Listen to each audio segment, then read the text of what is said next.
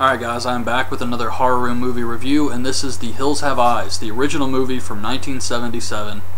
The movie this poster's from, this awesome poster, probably my favorite horror movie poster I have so far. It's got this really smooth quality to it. But yeah, I paid like 20 bucks for that thing. But I like this movie. It is 1977. And I could see why it would be something special for its time, but I can also see people today watching it and saying, oh, this movie sucks. But you have to look at it as a classic. It was written and directed by Wes Craven, one of his first movies. And even though the gore has that weird red color to it that a lot of movies in the 70s and early 80s had, and the acting at times is pretty bad, that Bobby character, my god. It's still an enjoyable movie, and it kept me interested enough that I wanted to see how things played out. It only had a budget of $230,000, and it made back $25 million. So definitely a successful movie here. And it starts off with this old man who's leaving town. He's in the Nevada desert, and he's leaving town because there's no business, and Ruby shows up. She's one of the pack of cannibals that live in the hills. And she sneaks up behind him. He turns around and says, "Don't you make a sound when you walk?" She says, "Nuh-uh." It was really funny, because that's like the first thing that happens. But her name's Ruby, and the rest of them are named after planets. Like the entire pack that live in the hills, they're named Jupiter, who's the leader. You got Pluto, Michael Berryman, the guy on the poster. You have Mars, Mercury, and Ruby. Shouldn't she be Venus or something? So yeah, I don't know why Wes Craven did that, but she wants to trade some items for food, and he says he doesn't have anything left. He's traded everything he can, he's leaving town, and she says, "Well, will you take me with you?" And he says, "No, Jupiter would get pissed if I did that." So he's obviously afraid of Jupiter, but he does know that these people are living in the hills. Another family shows up in a camper. They get some gas, and they're traveling through the Nevada desert. They're on their way to California, but they want to stop at a silver mine for their parents' anniversary. You got the parents, Bob, who's a retired detective, the mom, I can't remember her name, their kids, Bobby, Brenda, and Lynn, and Lynn's husband, and their baby. So that's your group here.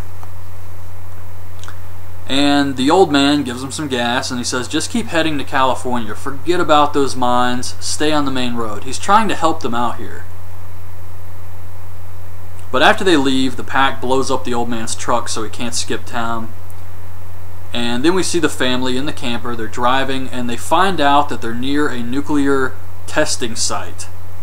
And Bob loses his shit. The mom's reading the map. The daughters are talking about how they don't want to go to the silver mine. Let's just go to California. And Bob freaks out. It was very Clark Griswold. Like, you're going to enjoy this damn trip. So it was kind of funny, but the military is flying some planes in the area. A low-flying plane comes by, causes them to wreck the car. So the hill people are watching them. And Doug decides to walk one way. The car's destroyed, axle's broken. Doug decides to walk back to a military base and try and find some help.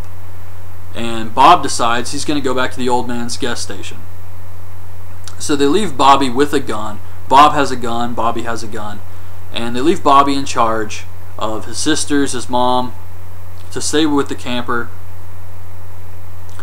And one of the dogs, Beauty, starts freaking out at something, and she chases off after it, and Bobby runs after her, and he starts climbing this cliff chasing his dog, which didn't make any sense, but he's climbing up this huge cliff, and he hears something that hurt the dog, so he climbs up and he finds the dog dead, and it's been gutted by somebody.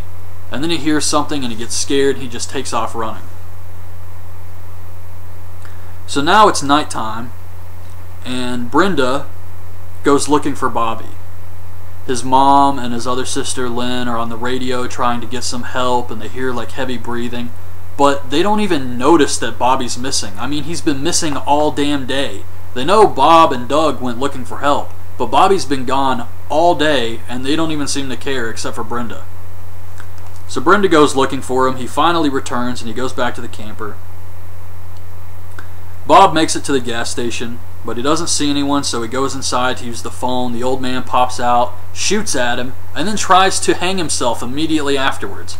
So Bob saves this guy, and he tells Bob about how his wife gave birth to a son, this giant hairy baby.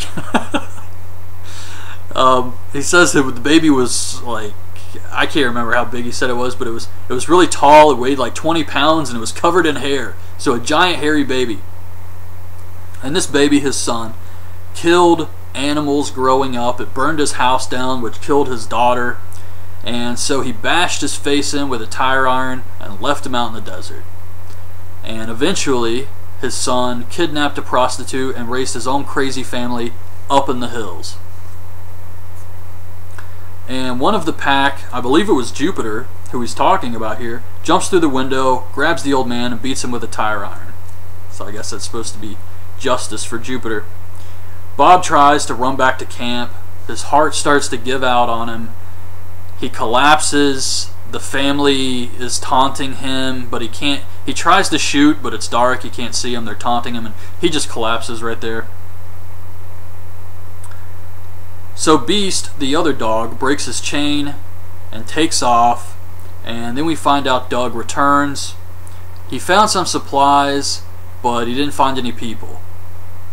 So Bobby tries to tell Doug about Beauty and how she was found killed, and it really freaked him out. He's all shaken up about this, but he doesn't want to worry his sisters, and every time he's trying to talk to Doug, one of them walks in the room, so Doug doesn't know what's going on. And he tells Doug that maybe he should sleep in the camper, and Doug says, look, everything's fine. I'm going to sleep in the car tonight. So Bobby hears Beast outside, and it sounds like his dog is hurt. So he goes looking for it, but it's really just one of the family members making dog noises. So Bobby goes back to the camper, he looks around, and he's been locked out. So he goes to Doug, who's in the car, and he says he's been locked out, and he ends up telling Doug and Lynn what's going on, what happened to Beauty, Beast is missing, and he thinks something really weird is going on here, the heavy breathing on the radio. And inside the camper, we see the reason he's locked out is because Pluto has gone inside. And he's taking stuff out of the fridge, and then he gets under the covers with Brenda, and he radios the other cannibals, and he says, do it. And we see the other cannibals nail Bob to a cactus and set him on fire. This causes Doug, Bobby, all of them to take off. They find Bob burning. They spray him with a fire extinguisher, but he doesn't make it. And back at the camper, Mars shows up, and he throws Pluto off of Brenda. He says something to him like, you're not even a man. And he looks at the baby, and he looks at Brenda, and he says, both fat and juicy. Terrible acting here. But I mean, how can you say that? They're supposed to be hill people. So, but he doesn't make it. So Mars is in the camper with Pluto, and the mom and the sister, Lynn, make it back inside first. They see what's going on here. Pluto takes off, and Mars tries to steal the baby. The mom grabs a broom and starts hitting him in the face. And they get into this big struggle, and he pulls out a gun and he shoots the mom. And then Lynn's trying to fight him. She's able to stab him in the knee, but he shoots her too. And he takes the baby and he leaves. He tries to shoot Brenda, but he's out of bullets. So Doug and Bobby show up. Doug sees they took his daughter, and he chases after him, but it's dark, he can't see anything, so he comes back to the camper. And then we see the pack, and they head back to their cave, and they radio Mercury.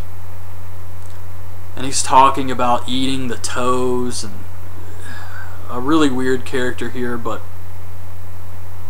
the dog shows up, Beast, and pushes Mercury off the cliff. The dog was the most useful person in this entire family. He actually killed two two pack members in this movie by himself. So the dog was kicking ass. I'm glad they didn't do anything to Beast. So he pushes Mercury off the cliff, And Jupiter tells Pluto to go get Mercury so they can eat, and Jupiter asks Mars if he killed them all like he told him. So the mom dies in the camper from the gunshot wound. Lynn dies. They hear a noise at the door, but it's just Beast with a radio. He was able to not only kill Mercury, but take his radio back to the family. Awesome dog. So they hear Jupiter on the radio, and Pluto tells Jupiter that Mercury's dead. And now Jupiter is pissed. So in the morning, Doug gets Beast, and he goes after the baby. Bobby finally gets someone on the radio, and he tells them he only has 1 gun and 2 bullets, and he needs help. And of course, it's just Pluto. They have the other radio. Oh, boy. But anyways, it's just Pluto messing with him, and Pluto is rocking some sweet shoulder pads. It's actually those shoulder pads right there. But, God, those looked horrible. Oh my God. So anyways, Beast attacks Pluto. Jupiter shoots at him, scares the dog away. Doesn't hurt the dog, thank God. And it destroys Pluto's foot. So Jupiter grabs the radio, and he calls back to Mars and says, kill the baby. And Ruby, who's actually she broke the chain, but she was chained up outside the cave because she tried to leave the family, so they were pissed at her. But she got out of her chains. She takes the baby and runs up the cliff, where she meets Doug and gives the baby back to Doug. And Mars starts chasing up the cliffs after him.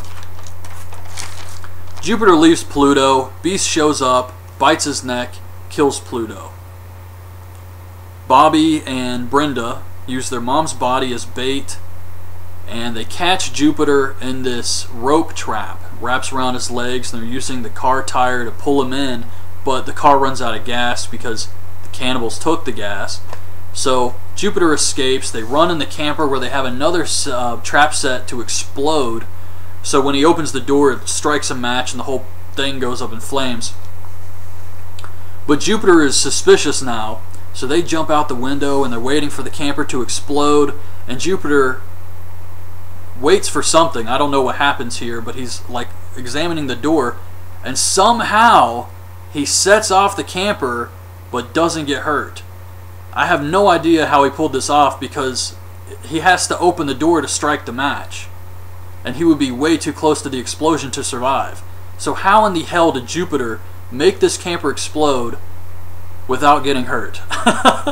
If he knew it was a trap. And how would he even know that that's what the trap was?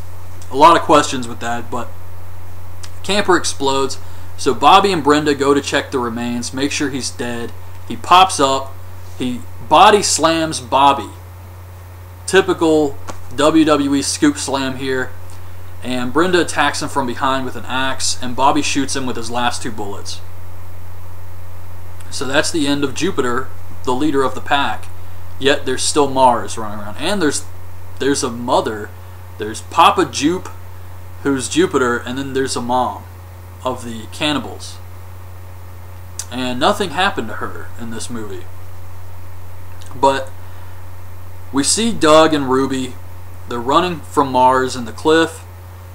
And Doug really trusts Ruby with his baby. This cannibal woman he just met, he really trusts her with his daughter. But they run through the cliffs, and Ruby wants to help Doug. So Doug's being attacked by Mars. She picks up a rattlesnake, she holds its head, has it bite Mars' neck, and while he's being, I guess, poisoned, she watches as Doug stabs her brother to death. And that's it. It says the end immediately after, like while he's stabbing him. So he stabs her brother a ton of times, and she's just watching. She does kind of freak out and say, "Oh, Mars," but she's still watching this stranger kill her brother and trying to help him. I mean, even if Doug didn't stab him to death, he was still bit by a rattlesnake and wouldn't have made that. So obviously Ruby wanted Mars to die. I don't know, I just thought that was odd. But that's how the movie ended. So you have Beast, you have Bobby and Brenda, and you have Doug, and they all survive. And the only hill people that survive that we know about are Mama Jupe and Ruby. But I do think Pluto is in the sequel, so he does survive the attack from Beast, but I'll have to see what happens with those movies. I'm not really sure how good they're going to be. I mean, I'm going to keep an open mind because I've never watched the Hills Have Eyes series. There's 5 movies in this series, the first 3 and then the 2 remakes. And this was the first time I watched the original. I've seen some of the second remake on the Sci-Fi Channel, something about soldiers going through the cliffs, but I've never watched any of these. So I'm really looking forward to going through the series, but I just have, and I'm going to keep an open mind, but I have this feeling that the sequel to this and the third movie are going to be pretty bad. And that's because Wes Craven disowned the sequel, and the third movie has nothing to do with the first 2 and was released by HBO. And it has nothing to do with the story. The remake should be good though, but yeah, the sequel and The Hills Have Eyes 3 I'm a little on the fence about, but I'm going to watch it and see for myself. But anyways, that's my review of the original Hills Have Eyes. I definitely recommend that you guys check this one out. It's a fun movie. You just can't take it too seriously. And keep in mind, it's 1977. This is a classic movie. So don't expect a Michael Bay production here when you watch it with the gore and the acting. Because there is some cheesy stuff here, but it's a fun Cannibal in the Hills movie. So I definitely enjoyed this one. But anyways, hope you guys liked the video. Leave your thoughts on this movie in the comments, and thanks for watching.